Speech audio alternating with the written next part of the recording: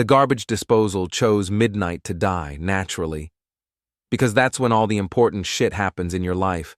When you're elbow deep in kitchen sink hell, wondering how you became the kind of man who fixes appliances while his wife giggles into her phone in the next room. I'm Jake Morrison, 38 years old, maintenance supervisor at Edgewood Prep Academy. Not exactly what you'd call prestigious, but it pays the bills and keeps food on the table.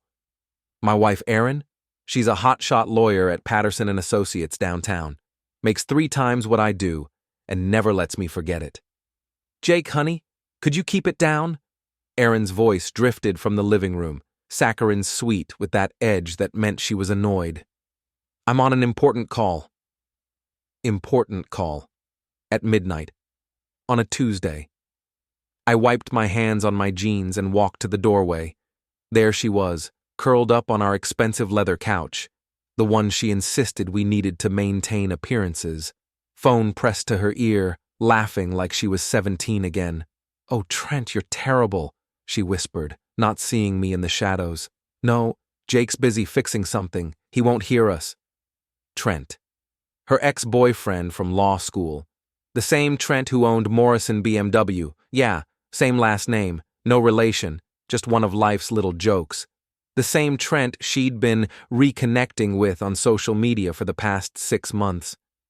My 15-year-old daughter Maya chose that moment to storm downstairs, her phone clutched in her hand like evidence in a murder trial. "Dad," she hissed, shoving the screen toward my face. "Look at this." It was Erin's Facebook page, a photo from earlier tonight, dinner with old friends. Except in the background, barely visible but definitely there, was her hand on Trent's thigh under the restaurant table. "Mom's been texting him all night," Maya whispered, her voice cracking. "Are you just gonna let her do this?" It's a hell of a thing when your kid asks if you're a doormat, especially when you realize you don't have a good answer. I looked at my daughter, my smart, fierce daughter, who deserved better than watching her mother disrespect her father in their own home. Then I looked at Erin, still whispering sweet nothings to her ex, while wearing the wedding ring I'd saved 3 months to buy. "Go to bed, Maya," I said quietly. "School tomorrow." "But Dad—" "Bed. Now." Maya stomped upstairs, but not before giving me a look that said everything. Disappointment, frustration, and something that looked dangerously close to pity. I walked back to the kitchen and sat at our dining table, the one we'd bought when we still talked about growing old together. Erin's laughter echoed from the living room, and I felt something cold settle in my chest. 20 years of marriage. 20 years of being the reliable one, the steady one, the one who fixed things when they broke. But you can't fix everything. Some things, once they're broken, stay broken. The next morning, Erin acted like nothing had happened. She made her protein smoothie, checked her reflection in the hallway mirror, and kissed my cheek with those perfectly glossed lips. "Working late tonight," she announced, grabbing her designer purse. "Big case." "Another important call with Trent?" I asked. She froze, hand on the doorknob. For just a second, I saw something flicker across her face, guilt, maybe, or surprise that I'd finally said something. Then she smiled, that cold, practiced smile she used on opposing counsel. "Don't be paranoid, Jake. It's not attractive." And she was gone, leaving me standing in our kitchen with the taste of her lies still hanging in the air. At work, I threw myself into the usual routine. Edgewood Prep was the kind of place where rich kids learned to be richer adults, and their parents paid premium prices for the privilege. The building was old but well-maintained. My team made sure of that. "You look like hell," said Ray Kowalski, my best friend since high school. Ray used to be a cop before he opened his boxing gym downtown. Now he worked part-time security at the school, mostly because he was bored and liked having someone to complain to. "Thanks for the pep talk," I muttered, replacing a broken light fixture in the main hallway. "I'm serious. What's eating you?" I told him about last night, about Erin and Trent and Maya's question that I couldn't answer. Ray listened without interrupting, which was unusual for him. So what are you gonna do about it? He asked when I finished. What can I do? She's not technically cheating. They're just talking. Ray snorted. Jake, my friend, you're smarter than that. Nobody talks to their ex at midnight unless they're planning something that ain't talking. He was right, of course, but admitting it meant admitting that my marriage was over, and I wasn't ready for that. Not yet. That afternoon, Maya found me in my workshop behind the house. I was rebuilding a carburetor for my old Chevy, the truck Erin wanted me to sell because it was embarrassing. Dad, we need to talk, Maya said, perching on my workbench. About what? About Mom. About you letting her walk all over you. I set down my wrench and really looked at my daughter. When had she gotten so grown up? When had she started seeing things so clearly? It's complicated, kiddo. No, it's not. Maya's voice was fierce. She's cheating on you and everyone knows it. The kids at school are already talking. My blood went cold. What are they saying? That Mom's dating the BMW guy. That she's too good for you anyway. That you're just gonna take it because you're… She stopped. Because I'm what? Because you're weak, she whispered, and the words hit me like a physical blow. I wanted to argue, to defend myself, to explain that marriage was about compromise and working through problems. But looking at my daughter's face, disappointed, embarrassed, hurt, I realized she was right. I was weak. I'd been weak for months, maybe years, making excuses, avoiding confrontation, hoping things would magically get better if I just kept my head down and fixed enough broken things. That night, Erin came home at 11:30, claiming she'd been at the office, but I could smell cologne on her jacket, expensive cologne that definitely wasn't mine. How was your big case? I asked from the couch. Fine, she said, not meeting my eyes. I'm exhausted. Going to bed. She started toward the stairs, then stopped and turned back. Oh, I'm having lunch with Trent tomorrow. He's thinking about donating to the firm's charity auction. Just like that. Casual as discussing the weather. Like she wasn't slowly dismantling our marriage one lunch date at a time. Erin, I said quietly. What? Do you love me? The question hung in the air between us. For a moment, her mask slipped, and I saw something that might have been regret. Then the mask was back, and she was looking at me like I was something she'd found on the bottom of her shoe. What kind of question is that, Jake? Of course I love you. You're my husband. But she said it the way you'd say, you're my dentist, or you're my accountant. Like I was a service provider, rather than the man she'd promised to love, honor, and cherish. I watched her go upstairs, listened to her moving around in our bedroom, and made a decision. Tomorrow, things were going to change. I woke up before dawn, which wasn't unusual. What was unusual was the cold clarity in my head, like someone had finally adjusted the focus on a blurry photograph. Erin was already gone. Another early meeting, she'd mumbled before disappearing into the shower. Maya was getting ready for school, moving around the kitchen with the careful quiet of someone trying not to wake a sleeping bomb. Dad? She said as I poured coffee. Are you okay? I'm fine, kiddo. Better than fine, actually. She studied my face with those sharp eyes she'd inherited from her mother. You look different. Different how? I don't know. Less… She searched for the word. Less sad, I guess. Smart kid. Smarter than her old man, apparently, since it had taken me 20 years to figure out what she'd seen in a single night. At work, I found myself paying attention to things I'd ignored before, like how the other maintenance guys talked about their wives with genuine affection, like how the teachers mentioned their husbands with actual pride instead of barely concealed contempt. You're acting weird today, Ray observed during lunch break. We were sitting in his truck, eating sandwiches and watching rich kids play tennis on courts I'd resurfaced last summer. I'm acting normal. Maybe that's what's weird. Cryptic. I like it. So what's the plan? Plan? For your wife and her boyfriend. Don't tell me you're just gonna keep pretending nothing's happening. I took a bite of my sandwich and thought about it. What was my plan? For months, I'd been hoping the problem would solve itself. That Erin would come to her senses, remember why she married me, choose our family over whatever fantasy she was chasing with Trent. But hope wasn't a strategy. It was just another word for giving up. I'm going to pay them a visit, I said finally. Ray raised an eyebrow. Define visit. Nothing crazy, just a conversation. Uh-huh.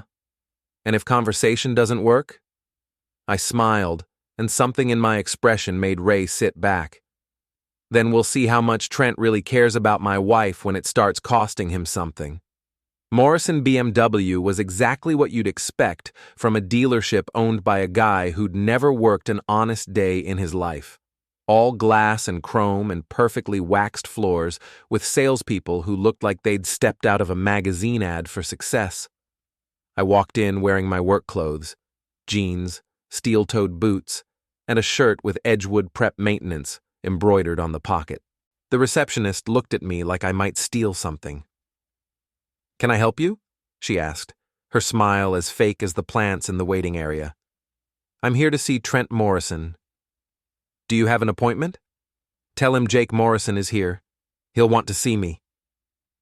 She made the call, whispering into her headset like she was reporting a security breach. A few minutes later, Trent himself appeared, all designer suit and practiced charm. He was handsome, I'll give him that. Tall, well-dressed, with the kind of confident smile that came from never having to worry about money. The kind of man who made women like Erin forget about things like marriage vows and family loyalty. Jake, he said, extending his hand like we were old friends. What a surprise. What brings you by? I didn't shake his hand. Instead, I looked around the showroom, taking in the expensive cars and the even more expensive artwork on the walls. Nice place, I said. Business must be good. Can't complain. Listen, if you're in the market for a new vehicle, I'd be happy to... I'm not here to buy a car, Trent. His smile flickered just for a second. Oh? Then what can I do for you? You can stay away from my wife. The words hung in the air between us. Around the showroom, I could feel people starting to stare. Trent's smile became more forced, more brittle. I think there's been a misunderstanding, he said quietly. Erin and I are just friends. Old friends catching up. Friends don't call each other at midnight. I don't know what you think you heard. I know exactly what I heard. And I know what I saw in that restaurant photo. And I know that my wife has been lying to me for months while you help her do it. Trent glanced around nervously, probably worried about his customers and employees witnessing this conversation. Good. Let them see. Look, Jake, maybe we should discuss this somewhere more private. No, we'll discuss it right here, right now. Because I want to make sure you understand me perfectly. I stepped closer, close enough that he had to look up to meet my eyes. For all his money and success, Trent Morrison was soft, weak, the kind of man who'd never been in a real fight in his life. You think you can take whatever you want, I said quietly. You think because you've got money and fancy clothes and a business with your name on the building, that makes you better than me. That gives you the right to destroy my family. I'm not destroying anything. You're wrong about all of it. I may not have your money, but I've got something you don't. I've got nothing left to lose, and that makes me dangerous in ways you can't even imagine. I could see the fear creeping into his eyes now, the dawning realization that maybe this wasn't going to be as easy as he'd thought. What do you want? He asked. I want you to disappear. Stop calling her. Stop texting her. Stop existing in her world. Because if you don't, I'm going to make your life very, very complicated. Are you threatening me? I smiled, and it wasn't a nice smile.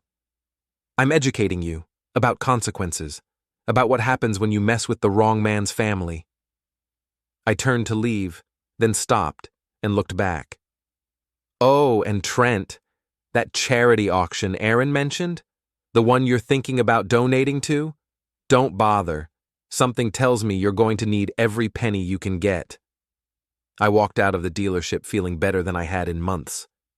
Behind me, I could hear Trent trying to explain to his staff, his voice shaky and uncertain. Phase 1, complete. That evening, Erin came home in a mood. She slammed her purse down on the kitchen counter and glared at me like I'd personally ruined her day. "What the hell did you do?" she demanded. "I fixed the garbage disposal, cleaned the gutters, usual stuff. Why?" "Don't play dumb with me, Jake." Trent called. "He said you went to his dealership and made a scene." "Did I? Huh, must have slipped my mind." Her eyes narrowed. "This isn't funny. You embarrassed me. You embarrassed him. What were you thinking?" "I was thinking about my wife having secret phone calls with her ex-boyfriend. I was thinking about my daughter being humiliated at school because everyone knows her mother is cheating. I was thinking about 20 years of marriage that apparently don't mean shit to you anymore." Erin's face went white, then red. "I am not cheating on you." "No? Then what do you call it?" "I call it having friends. I call it having a life outside this house and this marriage and your constant neediness. Neediness. Like wanting your wife to be faithful was some kind of character flaw. You want to have a life outside our marriage?" I asked quietly. "Fine, but you can't have both. You can't keep me around as your safety net while you audition my replacement. That's not what I'm doing. Isn't it? Because that's sure what it looks like from where I'm standing." We stared at each other across the kitchen, 20 years of marriage reduced to this moment of ugly truth. "You know what your problem is, Jake?" Erin said finally. "You're jealous. You're jealous because Trent is successful and confident and everything you're not. You're jealous because he treats me like a woman instead of a roommate who splits the bills." Each word was designed to hurt, and they did their job. But instead of backing down like I usually did, I felt something cold and hard settle in my chest. "You're right," I said. "I am jealous, but not of Trent." "Then what?"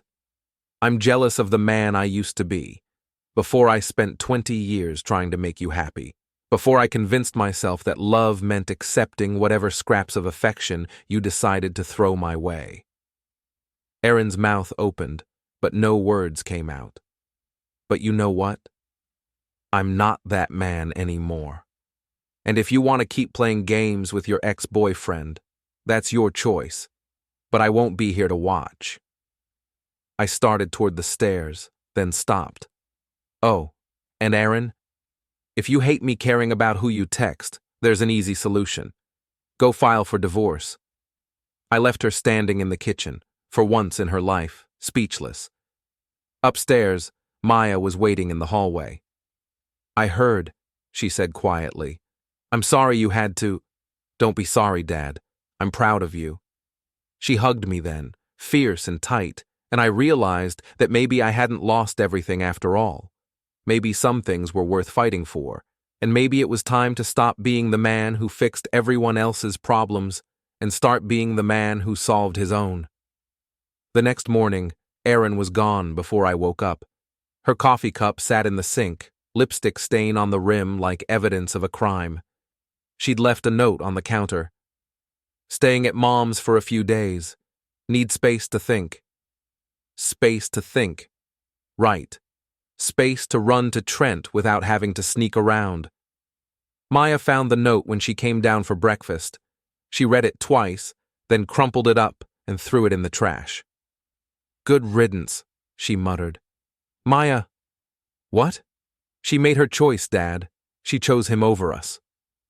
Out of the mouths of babes. My 15-year-old daughter had more clarity about the situation than I'd had in months. At work, word had already spread about my visit to the BMW dealership. Edgewood was a small town, and gossip traveled faster than the speed of light. Ray cornered me in the supply closet before first period. "Please tell me you didn't do anything stupid yesterday," he said. "Define stupid." "Jake, I had a conversation with Trent. a polite, civilized conversation about boundaries. Ray studied my face. Why do I get the feeling there's more to it than that?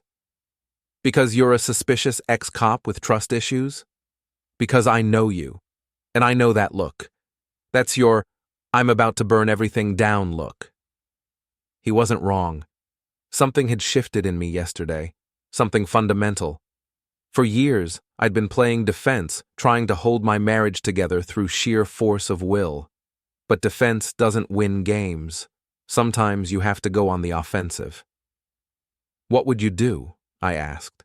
If someone was trying to steal your wife? I'd make them regret it. How? Ray was quiet for a long moment. You really want to know? I really want to know. I'd find their weakness. Everyone's got one. And then I'd squeeze until they let go. That afternoon, I drove past Morrison BMW on my way home. Trent's personal car, a pristine white M5 with custom plates that read Trent M, was parked in its usual spot near the front entrance. The car was his pride and joy, featured prominently in all his social media posts and local magazine interviews. I didn't stop. Not yet, but I filed the information away for later. At home, I found Maya doing homework at the kitchen table. She looked up when I walked in, hope flickering in her eyes. Any word from Mom? Not yet. Her face fell. She's not coming back, is she? I sat down across from her, choosing my words carefully. I don't know, kiddo, but whatever happens, we'll figure it out together, okay? She nodded, but I could see the worry in her expression. This whole mess wasn't just destroying my marriage. It was hurting my daughter, and that was unforgivable. My phone buzzed, a text from an unknown number. Jake, this is Jill from Erin's office. Can we talk? It's important. Jill Patterson was the HR director at Erin's law firm, and more importantly, Erin's best friend since college. If she was reaching out to me, something big was happening. I texted back, when and where? Murphy's Bar, 7 p.m., come alone. Murphy's was the kind of place where Edgewood's working class went to forget their problems. Dark, cheap, and blessedly free of the pretentious atmosphere that infected most of the town's newer establishments. I found Jill in a corner booth, nursing a whiskey sour and looking like she'd rather be anywhere else. Thanks for coming, she said as I sat down. What's this about, Jill? She took a long sip of her drink before answering. It's about Erin and Trent and the mess they're making of everything. I'm listening. She's been using company resources to communicate with him. Company phone, company email, even company credit cards for their little dinner dates. She thinks nobody knows, but I handle all the expense reports. This was interesting and potentially very useful. Why are you telling me this? Jill looked uncomfortable. Because she's my friend, but what she's doing is wrong. To you, to Maya, to the firm. She's going to get herself fired if she keeps this up. And you care because? Because despite what you might think, some of us still believe in marriage vows. Some of us think 20 years should count for something. There was something else in her voice, something I couldn't quite identify, but I was too focused on the information she'd just handed me to analyze it. What exactly has she been doing? Jill pulled out her phone and showed me a series of screenshots. Emails between Erin and Trent, discussing their business meetings that were clearly personal. Expense reports for dinners at romantic restaurants. Hotel charges for client meetings that happened to coincide with Trent's business trips. She's documenting her own affair, I said, scrolling through the evidence, and creating a liability for the firm. If this gets out, it could damage our reputation. Partners don't like it when associates use company resources for personal business. I handed her phone back. What do you want me to do about it? I want you to stop her before she destroys everything. Talk to her. Make her see reason. I almost laughed. Jill, I've been trying to talk to her for months. She's made her choice. Then maybe it's time for consequences. The way she said it made me look at her more closely. Jill was attractive in a quiet way. Not flashy like Erin, but solid. Reliable. The kind of woman who'd stand by her man instead of shopping for upgrades. What kind of consequences? The kind that make her realize what she's throwing away. The kind that make Trent understand he's playing with fire. We sat in silence for a moment, the implications hanging between us. "I should go," I said finally. "Jake?" Jill's voice stopped me as I stood. "For what it's worth, I think she's an idiot. Any woman who'd risk losing a man like you for someone like Trent doesn't deserve either of you." I drove home with Jill's words echoing in my head. More importantly, I drove home with a plan forming. Erin wanted to play games? Fine. But she was about to learn that I'd been holding back, and now the gloves were coming off. That night, I sat in my workshop behind the house, surrounded by the tools and projects that had always been my refuge. But instead of working on the Chevy's engine, I was working on something else entirely. I didn't sleep much that night, but it wasn't the kind of insomnia that comes from panic or regret, because panic had already burned itself out of me weeks ago and left something colder behind. I lay on my back and listened to the house settle, the small creaks in the hallway, the faint hum of the refrigerator, the distant sound of a car passing on the main road, and I kept thinking about how Erin used to call this place our safe space, like we were characters in some self-help book, even while she was quietly turning it into a stage for someone else. When the sun finally came up, I got out of bed with the same steady focus I used to have before big deals at work, the kind of focus that made people think I was calm, when really, I was just controlling the part of myself that wanted to explode. Maya was already up, sitting at the kitchen table with her cereal, her hair messy, her eyes heavier than they should have been for a kid who was supposed to be carefree.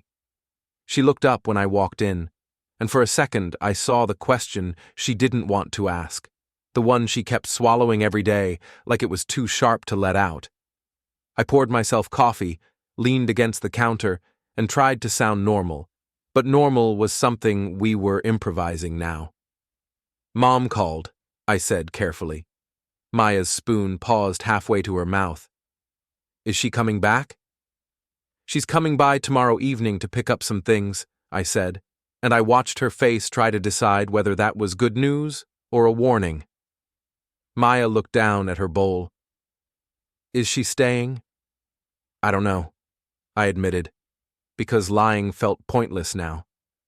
"But whatever happens, you're not alone in it, okay?" She nodded, but it wasn't the kind of nod that meant she believed me completely. It was the kind of nod that meant she wanted to believe me because the alternative was too exhausting. I reached over and squeezed her shoulder, and in that moment I made a promise to myself that wasn't about revenge or pride or winning, but about keeping my daughter from learning the wrong lesson about love and consequences. After I dropped Maya at school, I didn't go straight to work.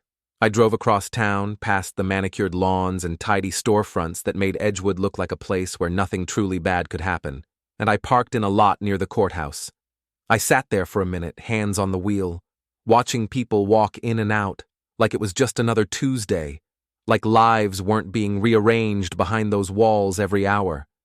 Then I got out and went inside. The family attorney's office smelled like stale coffee and paper, the way most serious offices do, and the receptionist offered me a polite smile that didn't reach her eyes. I didn't want drama, and I didn't want speeches, so when the attorney finally sat across from me, I kept it simple and factual, the way you talk when you're trying not to show your cards. "My wife moved out," I said. "We have a daughter. There's another man involved." The attorney didn't flinch. He just nodded like he'd heard it 1,000 times, which somehow made it worse, because it meant my pain was just another file in a cabinet somewhere. He asked questions about assets, about custody, about timelines, and I answered without embellishment because I didn't need to convince him of anything. What I needed was a map of the battlefield. "Do you have proof of the affair?" he asked. "I'm working on it," I said, and I didn't tell him about Trent's social media profiles or the notes I'd started making, because I wasn't sure yet how far I was willing to go, and I didn't want anyone else setting limits for me, before I set them myself. He explained the basics, the predictable steps, the ways people usually tried to play nice until they didn't, and then he said something that stuck in my throat. "Be careful about what you do next," he warned. "In these situations, people try to be clever, and clever can backfire." I left with a stack of information and a quiet understanding of what fair looked like in a system that pretended emotions didn't exist. On the drive home, I kept replaying Erin's voice from the night before, the slight uncertainty, the way she said she didn't want it to be ugly, as if ugliness was something you could avoid once you'd already lit the match. At home, I opened my laptop and pulled up Trent's latest posts again, only this time I looked at them like an investigator, not a jealous husband. He loved photos with certain people, always tagged, always smiling, always the center of the frame, and he loved captions that sounded humble while screaming for applause. He posted about charity dinners, sponsorships, community leadership, and he named the events because he wanted everyone to know where he was and who he mattered to.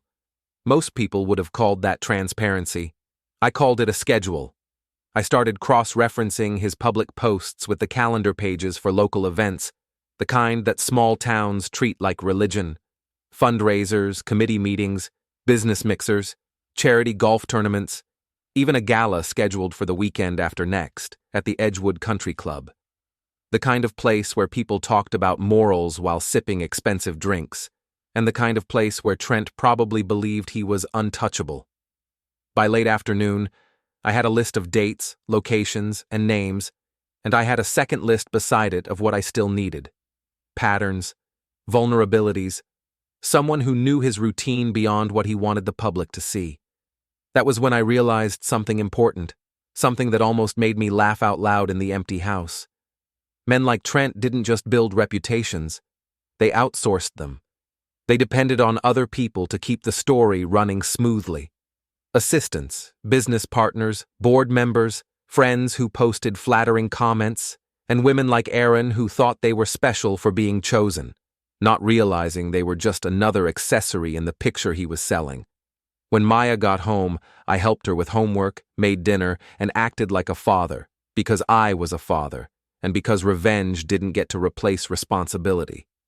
Still, I watched her when she wasn't watching me, and I saw how she tried to be normal for my sake, the same way I tried to be normal for hers, and I hated Erin for forcing us into that kind of performance. That night, after Maya went to bed, I walked through the house and looked at the places Erin had left pieces of herself, the toothbrush in the bathroom cup, the sweater still hanging on the hallway hook, the half-empty bottle of lotion on the dresser. It was strange, because the house didn't feel haunted by her presence. It felt haunted by how quickly someone could detach. I stood in the living room and imagined Erin walking in tomorrow, expecting guilt, expecting tension, expecting me to beg or yell or negotiate like the old version of me would have. I imagined her seeing the house clean, the routines intact, Maya still here, the lights still on, and realizing she wasn't the center of our world anymore.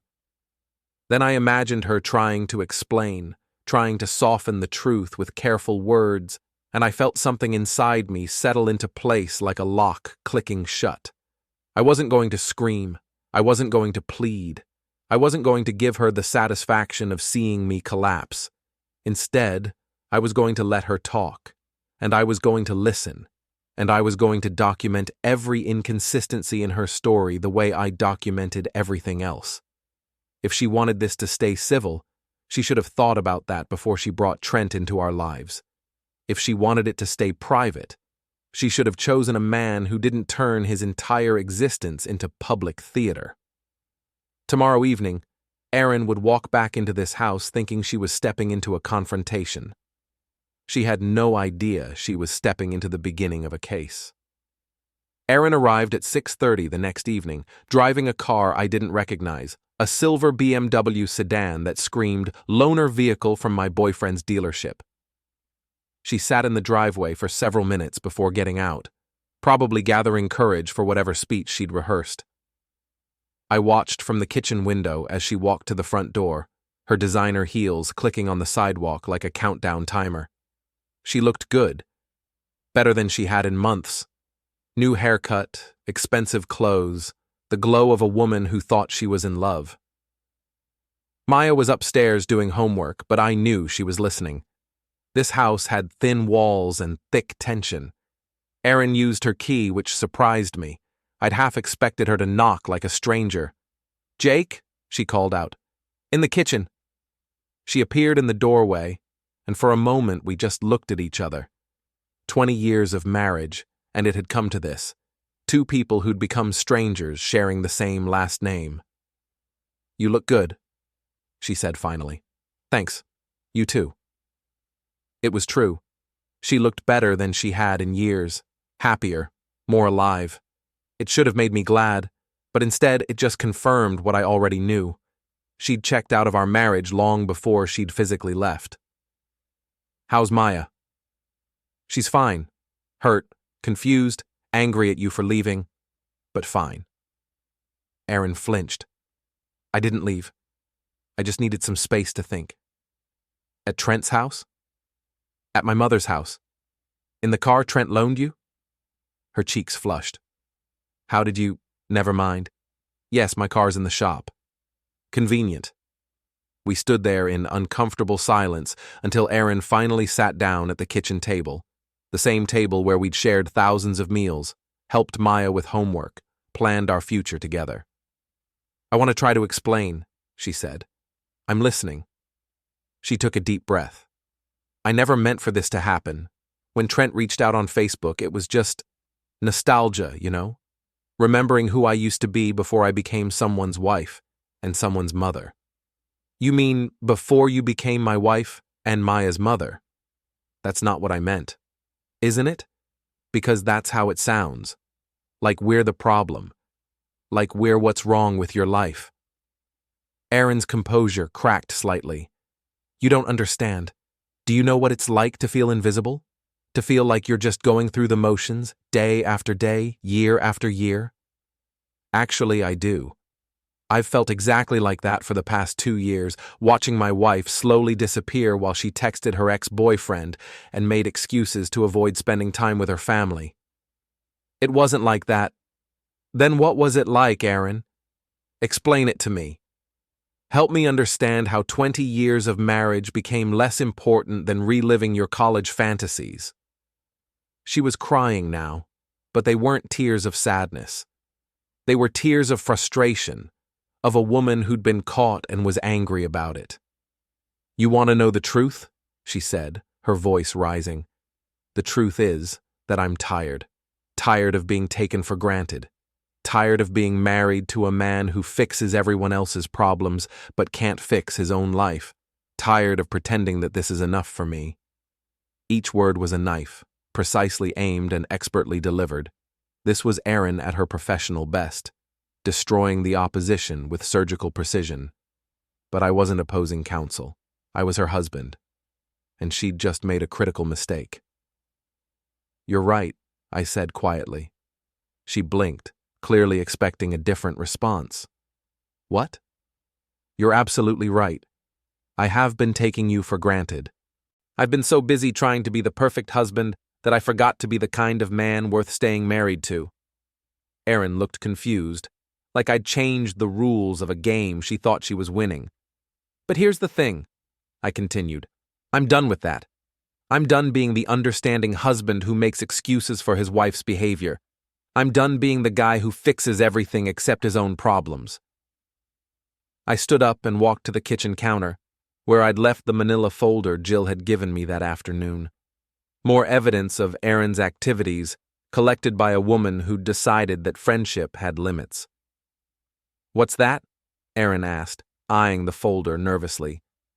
"This is what happens when you use company resources to conduct personal business. This is what happens when you think you're smarter than everyone around you." I opened the folder and spread the contents across the table. Printed emails, expense reports, credit card statements, a complete record of Erin's affair, documented in her own words. Erin's face went white as she recognized the documents. "Where did you get these?" "Does it matter? The question is, what do you think your partners will say when they see them? You wouldn't. Wouldn't I? You just told me I don't fix my own problems. Well, this is me fixing my problems. Erin stared at the papers like they might burst into flames. Jake, please. If this gets out, I could lose my job. You should have thought of that before you decided to document your affair on company letterhead. It's not an affair. We haven't crossed that line. I pulled out my phone and showed her a photograph. Erin and Trent kissing in the parking lot of the Marriott downtown, taken 3 days ago by a private investigator who charged very reasonable rates. Haven't you? Erin's composure finally shattered completely. She put her head in her hands and sobbed, deep, wrenching sobs that might have moved me 6 months ago. Now they just sounded like the tears of someone who'd been caught. What do you want? She whispered. I want you to choose. Right now, tonight. Either you end this thing with Trent and we try to fix our marriage, or you pack your things and we end it cleanly. But I'm done with this middle ground where you get to have both. It's not that simple. It's exactly that simple. You're either my wife or you're not. You're either Maya's mother or you're the woman who abandoned her family for her ex-boyfriend. Choose. Erin looked up at me, and I saw something I'd never seen before in her eyes. Fear. Not of me, but of consequences. Of having to actually make a decision instead of drifting along hoping everything would work out. I need time, she said. You've had 6 months. How much more time do you need? I can't just... Yes, you can. It's easy. Watch. I walked to the kitchen drawer and pulled out the business card the divorce attorney had given me that afternoon. I'd consulted with him after meeting with Jill just to understand my options. I've already filed the papers, I said, placing the card on the table next to the evidence of her affair. All I have to do is serve them. So what's it going to be, Erin? Are you coming home, or are you moving out permanently? She stared at the business card like it was a death sentence. You're bluffing, she said finally. I smiled, and it wasn't a pleasant expression. Am I? You've been married to me for 20 years. When have you ever known me to bluff? The truth was, I had filed the papers. Not because I wanted a divorce, but because I'd finally learned the difference between hoping for the best and preparing for the worst. Erin stood up abruptly, knocking her chair backward. I can't do this right now. I need to think. Then think fast. Because if you walk out that door tonight, the papers get served tomorrow morning. And all of this, I gestured to the folder, gets shared with your partners. She was halfway to the door when she turned back. You know what, Jake? Maybe you're not as weak as I thought, but you're definitely not the man I married. You're right, I said. I'm better. After she left, Maya came downstairs.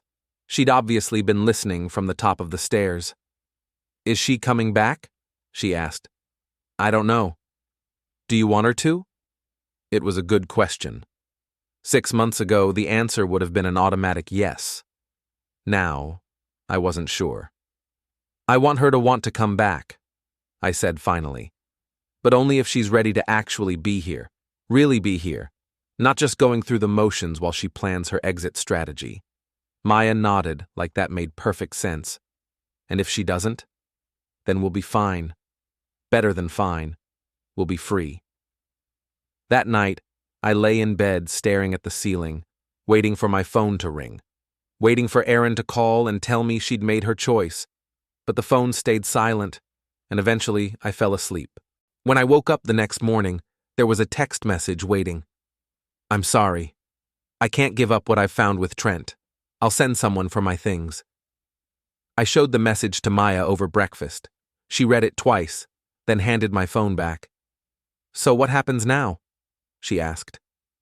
Now we find out what we're really made of. And then I called my attorney and told him to serve the papers. The war was just beginning. The divorce papers were served at Erin's law firm on a Tuesday morning, delivered by a process server who looked like he'd stepped out of a legal drama. I wasn't there to see it, but Jill called me afterward to describe the scene.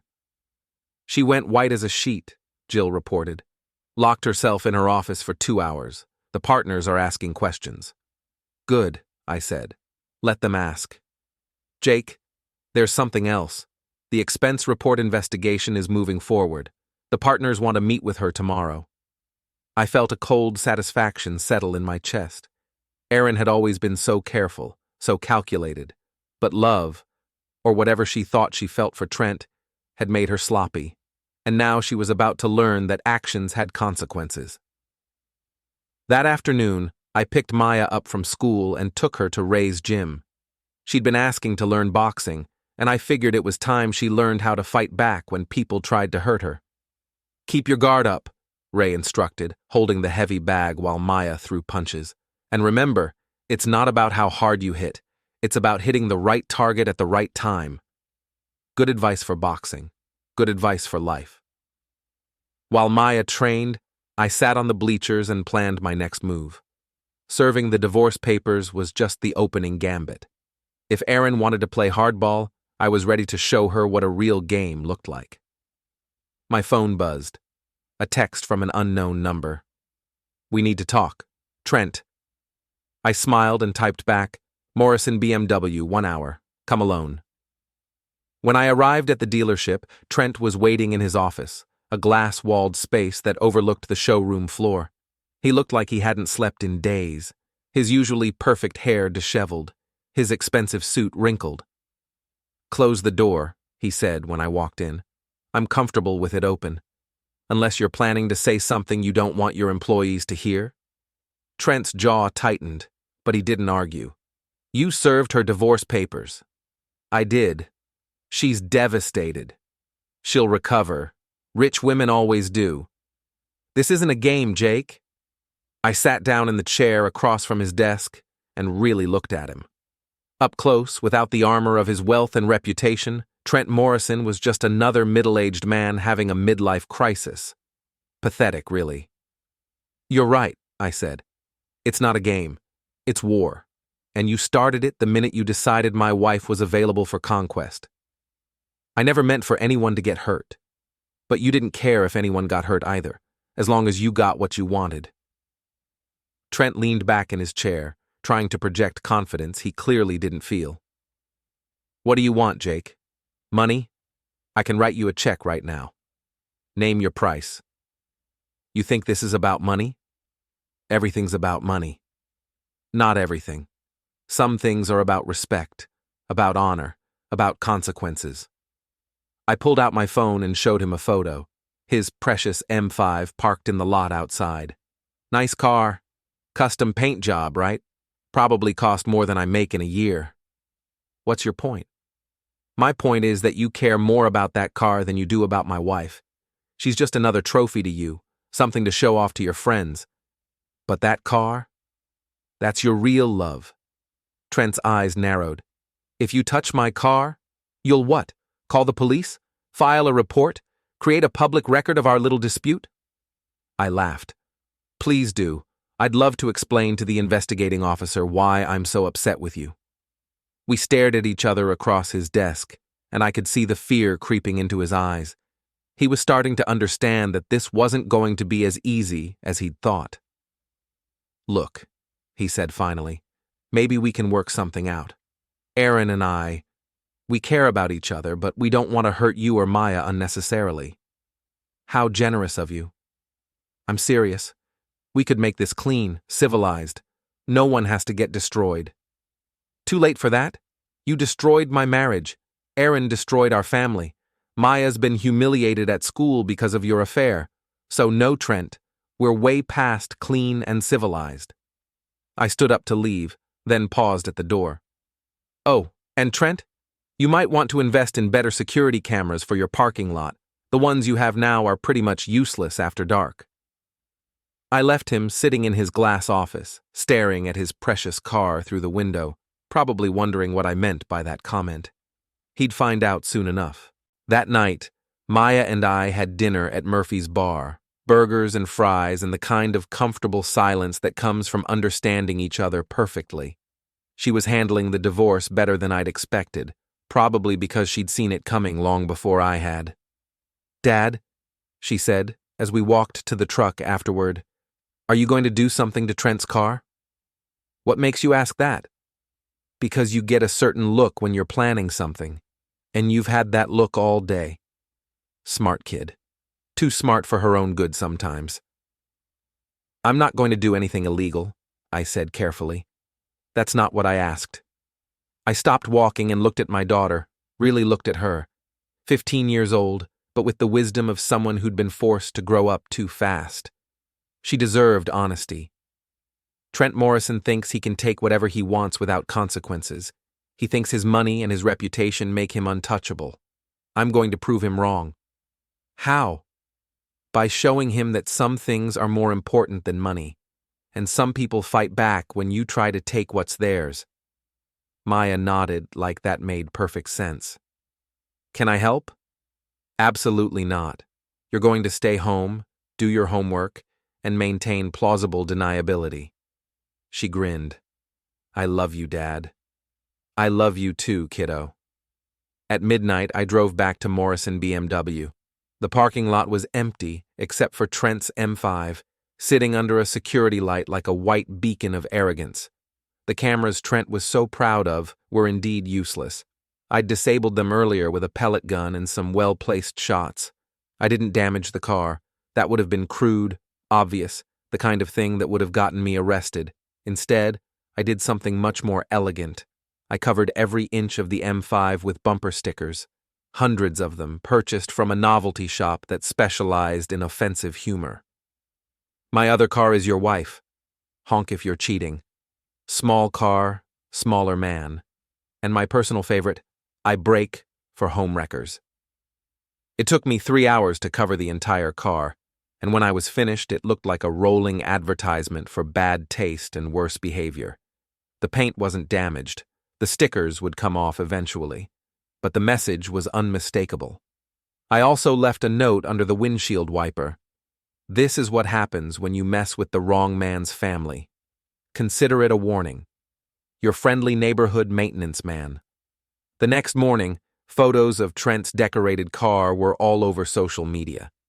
Someone had arrived at the dealership early and posted pictures before Trent could remove the stickers. The images went viral within hours, accompanied by speculation about what Trent had done to deserve such creative revenge. My phone rang at 10 a.m. Erin's number. "What the hell did you do?" she screamed as soon as I answered. "I sent a message." "You humiliated him. Everyone's talking about it. It's all over Facebook." "Good. Maybe next time he'll think twice before he decides to steal someone's wife." "Jake, this has gone too far." "No, Erin. It hasn't gone nearly far enough. But don't worry. It will." I hung up and immediately called Jill. "Please, tell me you saw the photos," I said. She was laughing so hard she could barely speak. "Oh my God, Jake, the whole town is talking about it. Trent's been getting calls all morning from customers asking about his advertising campaign." "And Erin?" "Locked in her office again. The partners are meeting with her in an hour about the expense reports. I don't think she's going to survive this, Jake. Professional or personally." That was always her choice to make. After I hung up, I sat in my truck outside the school and thought about what came next. The divorce was proceeding, Erin's career was imploding, and Trent was learning that actions had consequences. But I wasn't done yet. Not even close. Because some lessons need to be taught more than once before they stick. And I was just getting started. My phone buzzed with a text from Maya. "Saw the pictures online? You're officially the coolest dad in Edgewood. What's next?" I smiled and typed back, "You'll see. Trust me, you'll see." The war was far from over. But for the first time in months, I felt like I was winning. And that feeling was addictive. 3 weeks later, Erin's world had completely collapsed. The law firm had fired her for misuse of company resources, and word had spread throughout Edgewood's legal community. No one would hire her. Her reputation was destroyed. Trent wasn't faring much better. The bumper sticker incident had become local legend, and his dealership was struggling as customers found excuses to shop elsewhere. Turns out, people don't like doing business with men who steal other people's wives. But I wasn't satisfied yet. They'd both learned about consequences, but they hadn't learned about justice. That's when Jill came to me with the final piece of the puzzle. We met at Murphy's bar again, but this time she looked different, nervous, excited, like she was about to confess something that had been eating at her for months. "There's something I need to tell you," she said after ordering her usual whiskey sour. "I'm listening." "It's about how this all started, about Erin and Trent." I leaned forward, suddenly very interested. "What about them?" Jill took a deep breath. "They didn't just reconnect on Facebook. I helped orchestrate it." The words hit me like a physical blow. "What?" "I've been in love with you for years, Jake. Since college, when you and Erin first got together. I watched you marry her, watched her treat you like garbage, watched you bend over backward trying to make her happy, and I hated it." My mind was reeling. "So you decided to destroy my marriage?" "I decided to show you what she really was. I reached out to Trent, told him Erin was unhappy, suggested he contact her. I fed him information about her schedule, her interests, even helped him plan their first meeting." I stared at her, trying to process what I was hearing. "You manipulated both of them." "I gave them the opportunity to show their true colors. And they did, didn't they? Erin chose him over you and Maya. Trent chose his ego over basic decency. I didn't make them do anything. I just made it easier for them to do what they wanted to do anyway." "Jesus, Jill, do you realize what you've done? I've freed you from a marriage that was slowly killing you. I've shown you that you deserve better than a woman who takes you for granted." The crazy thing was, part of me understood her logic. Erin had made her choices freely. No one had forced her to have an affair. No one had forced her to humiliate me and Maya. But another part of me was furious at being manipulated, at being treated like a pawn in someone else's game. "Why are you telling me this now?" I asked. "Because it's over. They're both destroyed, and you're free. And because I want you to know that I did it for us. For the chance that maybe, someday, you might see me the way I've always seen you." Jill reached across the table and took my hand. Her skin was soft, warm. For a moment, I imagined what it would be like to be with someone who actually wanted me, who saw me as more than just a provider or a convenience. Then I pulled my hand away. "I need time to think about this," I said. "I understand. But Jake, I don't regret it. Any of it. You're finally free to be happy." I left the bar with my head spinning. Everything I thought I knew about the past 6 months had been turned upside down. Erin and Trent weren't just selfish. They were puppets who danced to someone else's tune. But did that change anything? Did it matter that Jill had orchestrated their meeting if they'd chosen to have the affair? The next morning, I made my decision. I called Erin and asked her to meet me at the house. She arrived an hour later, looking like a shadow of her former self. The confident lawyer was gone, replaced by a broken woman who'd lost everything. "You look terrible," I said, as she sat down at the kitchen table. "Thanks. That's exactly what I needed to hear." "I know about Jill." Erin's head snapped up. "What about her?" "I know she set you up. I know she orchestrated your reunion with Trent, fed him information, made it easy for you to have your affair." Erin's face went white. That's impossible." "Is it? Think about it, Erin. How did Trent know exactly when you'd be at that restaurant? How did he know about your favorite wine, your college memories, all those little details that made you feel so special?"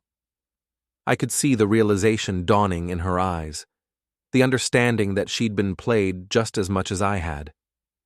"She used us," Erin whispered. "She used you. The question is, does it matter?" Erin looked up at me, hope flickering in her expression. "Does this change anything? Between us?" I thought about it carefully before answering. "No, it doesn't." "But if she manipulated everything—" "She didn't manipulate your choices, Erin. She gave you an opportunity, and you took it. She didn't force you to lie to me, to sneak around, to humiliate our daughter. Those were your decisions." The hope died in Erin's eyes, replaced by something that looked like resignation. "So what happens now?" she asked. "Now you learn to live with the consequences of your choices, just like I've learned to live with mine. And us? There is no us. There hasn't been for a long time. We just finally made it official."